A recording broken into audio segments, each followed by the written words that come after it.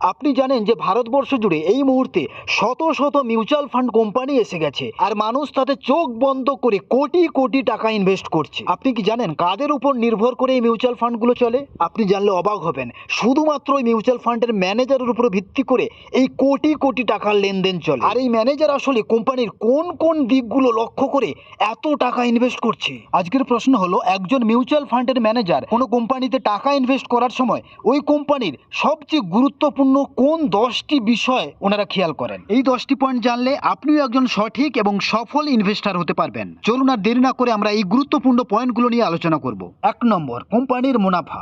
যে কোম্পানিতে বিনিয়োগ করবেন সেটি নিয়মিত লাভ করছে কিনা ওনারা দেখেন। দ্বিতীয়ত, কোম্পানির বৃদ্ধির সম্ভাবনা। আগামী 5 থেকে 10 বছরে কোম্পানিটি কতটা বড় হতে পারে। তৃতীয়ত, কোম্পানির ম্যানেজমেন্ট। মালিক ও পরিচালকেরা সৎ ও দক্ষ ও দীর্ঘমেয়াদী টিকে থাকার জন্য যোগ্য কিনা।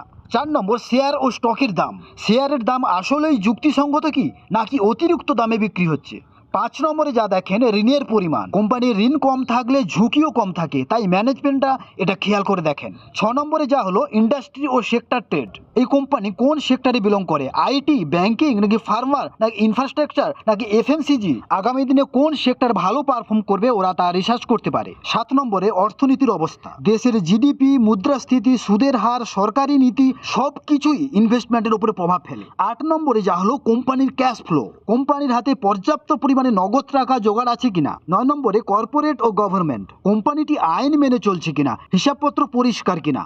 10 নম্বরে যা দেখেন, রিস্ক ডাইভার্সিফিকেশন, মানে সব টাকা এক জায়গায় না রেখে বিভিন্ন সেক্টরে বিভিন্ন কোম্পানির অ্যাসেটে ভাগ করে ওরা বিনিয়োগ করে। তাই আপনি যদি এই 10টি পয়েন্ট মেনে চলেন তাহলে আপনিও আগামী দিনের একজন সফল ইনভেস্টর হয়ে উঠবেন। দেখা হচ্ছে পরের ভিডিওতে। ভিডিওটি ভালো লাগলে অবশ্যই একটি লাইক করবেন আর বন্ধুদের সঙ্গে শেয়ার করতে ভুলবেন না।